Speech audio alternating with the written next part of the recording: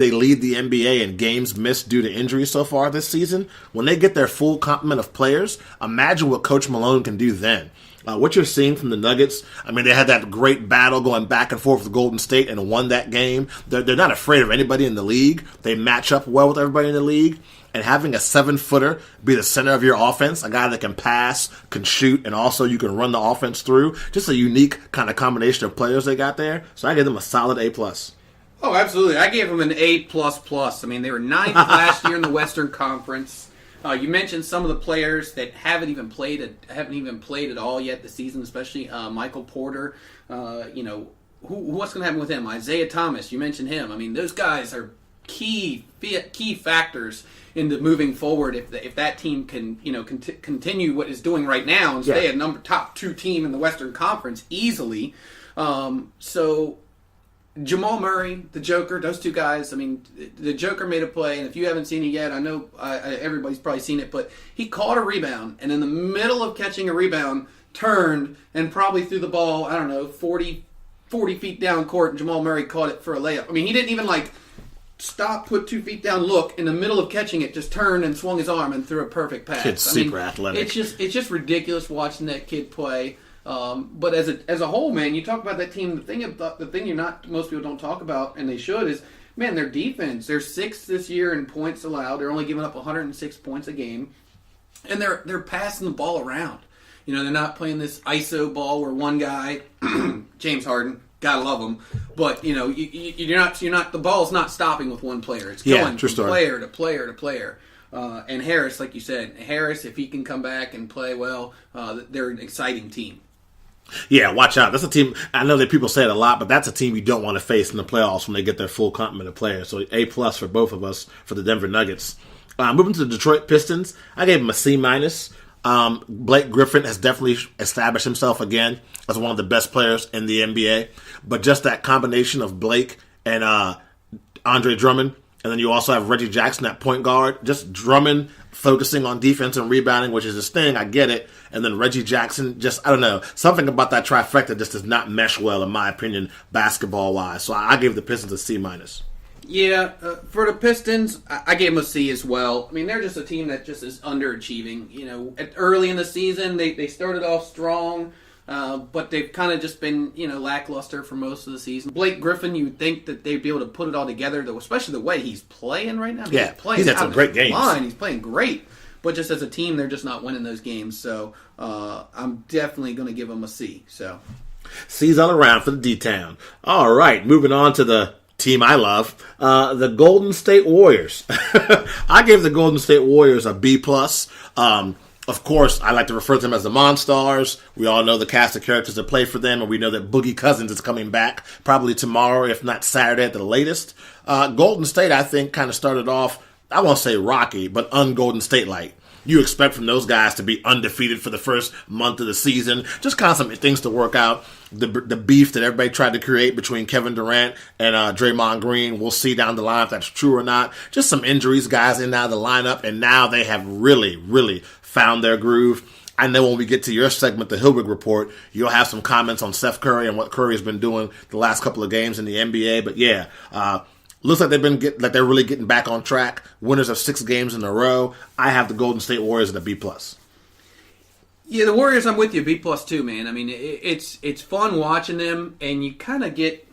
It's like they're another one of those teams. You just expect them to be there every year. You just expect them to do it. Of course. And I think, and I can't remember the exact number, but I know that it had been a long time since they lost back-to-backs, and they lost a couple back-to-backs this year. So, of course, we're like, oh my gosh, what happened to the Wizards? The Warriors. The sky's falling. They lost back-to-back games. But, teams are playing them really strong right now, and they're still getting some of their players back.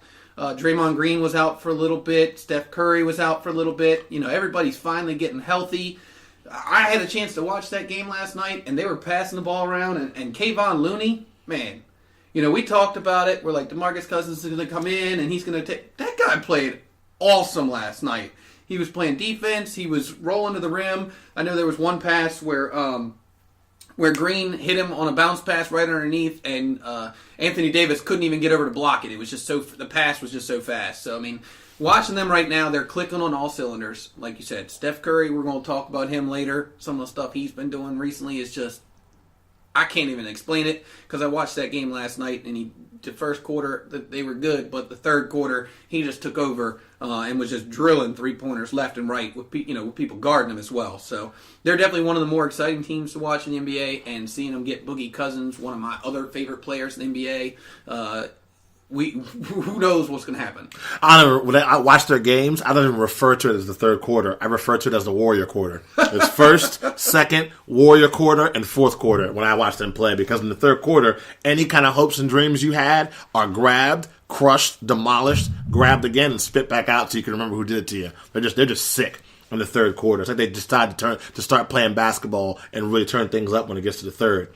Moving on to the Houston Rockets, I have the Houston Rockets as a solid B+. You got to think about it, man. No CP3. Now you have Clint Capella, as we talked about. Injured, going to be out for a couple of weeks. It has been James Harden versus the world, literally. What he is doing right now, along with Steph Curry, we are witnessing things on the basketball court that, at least for me, I have never seen in my lifetime. And I've been watching basketball since I was 9 years old. I'm still early 40s. The things that these guys are doing is unbelievable. Back-to-back 50-point games, 58 points in the loss last night to the Brooklyn Nets. I just have to give that team, with all the injuries they've had, you would think it'd be easy for them to fold. The rocky start they had, the first 4 shows we had could have been titled the What's Wrong with the Rockets podcast. And here they are, right back in the middle of the thing. So I gave Houston a B+. Okay, I'm with you. I gave him an A-. And the reason I gave him an A- is because, as you mentioned, you got Chris Paul hasn't played much. Now you got Capella out. So Harden is having to do it all himself. And he drugged that team from the basement, which is where it was early in the season. Like you said, we were talking about, whoa, what happened? Like last year, number 1. Now, we buried him. But Harden has done anything and everything that he physically could to get him out of there. He's got 18 straight 30-point games, back-to-back 50-point games. There's so many other. I honestly, I can't even really go over all of his stats in the past month because that would just take up a whole show. We might just have to do a Harden show at one point just to go over the mind-blowing stats that he's been putting up in the past month. But seriously though, man, that team. They broke a record the other day. They broke a record the other day for 3-point attempts. I believe. What was it in the Rockets Nets game? 106 3-point attempts between the two. Wow, they're changing how basketball's played. whether you like it or don't like it, they're changing the way the basketball's played. Right. I mean, it's just unreal to see those numbers. But a lot of the game is obviously ISO ball with James Harden, and hey, great, he's doing great now, but let's see if he can keep it up through the rest of the season, and let's see if he's got any energy coming into the playoffs, and that's I think the key part about that team is they're going to have to find some time to give him some rest, and they're going to have to find some way to make it into the playoffs without him just being fully drained. Yeah, you got to think that team's going to make a move here and get some help for them. I mean, like you said, I'm really intrigued. As you're talking, I'm still thinking about your Tristan Thompson idea. They've got to figure something out to get him some help because there's no way you can sustain that level of dominance with the minutes he's playing for the whole season. Moving on to a team that's very exciting and intriguing, Indiana Pacers. I gave them an A-. When you take a look at what Victor Oladipo's doing, Sabonis, who was my contender for Sixth Man of the Year, a really good, solid team. Miles Turner is still developing, getting better and better. So I give the Indiana Pacers a first half grade of A-. I'm with you. I'm at a B+. I mean, you got Bogdanovich out there dropping threes left and right. I believe he's still the number 1 guy for percentages for 3-pointers this season. I mean, he's killing it. You mentioned Miles Turner. I love that guy. I've always loved that guy. I think, I watched him in the Summer League, and I could tell that he was going to be, a force in the NBA moving forward. So, obviously, Oladipo there, they're one of those teams. They're fun, exciting to watch. They're going to be in every single game. Yep. And play defense. When Oladipo flips that switch, there's not very many other players in the NBA that can stop him. Just, he's one of those, I call him a superstar just because of what he's done the past few years. Obviously, he hasn't gotten that high on the fandom, but I think he's one of those next up-and-coming superstars. No, I would agree with that for sure. Taking things to Los Angeles, the Los Angeles Clippers are up first for me. I gave the Clippers a grade of an A. You think about guys that are having career years to play for them. Tobias Harris, Danilo Gallinari having a career year. You also have Harrell's having a good year. And then Lou Williams, of course, is always instant offense off the bench. Just one of those teams that during the offseason, there wasn't a lot of talk about the Clippers. Doc Rivers likes it that way. He has those guys buying into his system and playing his brand of basketball. So I'm just impressed with what I've seen so far this season from the Clippers. And again, without hesitation, I give that squad an A for sure. Oh my gosh, definitely an A. You definitely didn't see this coming with the Clippers. Right now, what are they? Right now, they are. Right now they're fourth in the Western Conference. We're looking at a team. Not fourth in the Western Conference. I apologize. Right now, you're looking at a team that lost Blake Griffin, DeAndre Jordan. I mean, those are big guys. Lob City, It's dead. Right, it's gone. So I definitely didn't see them. They finished 10th in the Western Conference last year. I didn't see them being nearly as good as they are this year. Excited to see it, though. It's good to hear. And, of course, we've talked about it. They're going to be getting their own stadium here soon. So they'll be getting away from the Lakers and have their own stadium with everything. Yeah, I just think that Gallinari and Harris, you can't ask for more from those two guys so far. And that's another one of those teams that I'll be interested to see what they do in the second half of the season. Do they stand pat? Do they make a move? If they do make a move, what piece from that team do they move? The second team in Los Angeles would be the Los Angeles Lakers. I gave them a C-. The reason behind that, a lot of injuries, a lot of inconsistencies. Of course, not having LeBron James the last couple of games. This is a team that's still trying to feel its way out as far as whose role is what. I know it's kind of crazy saying that when you're almost halfway done the season, but I just feel like with the parts they have there, they just got to get healthy, get Bron back, get Rondo back, really cement rotations, things of that nature. They'll make a move before the trade deadline's over. I know they will. I have no doubt about that in my mind. And then we'll see what they look like after the All-Star break and after the trade deadline and make a run to the playoffs. But I give the Lakers a C-. Yeah, for the Lakers, I'm actually, what did I give them? I gave them a B+. I mean, like you said, those guys that they signed, Lance Stevenson, Beasley. They're good. They're good, but we clearly see recently what that team is without LeBron James, and they've struggled. They've struggled. I like Lonzo Ball.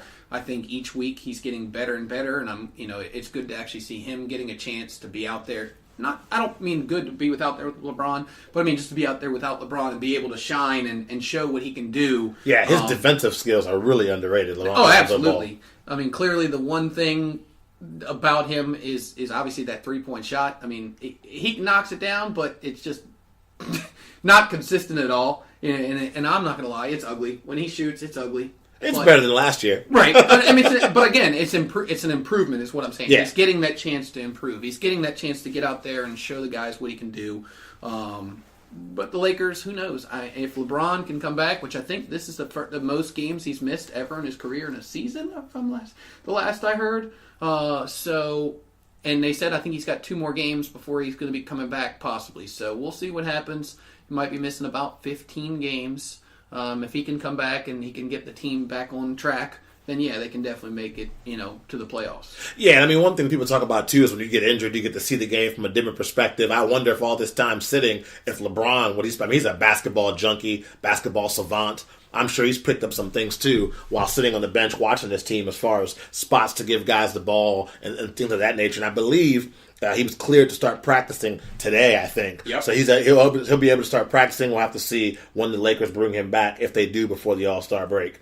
The next team up was the Memphis Grizzlies. This is a squad that, again, kind of like the Clippers, at the beginning of the season, didn't really have super high expectations for them. Kind of a hodgepodge roster. I mean, when you got people like Allen on that team. Of course, you have Mark Gasol still, Mike Conley Jr. on that team. We didn't know what, if anything, we'd get from Chandler Parsons, whose career in Memphis seems to be coming to an end already.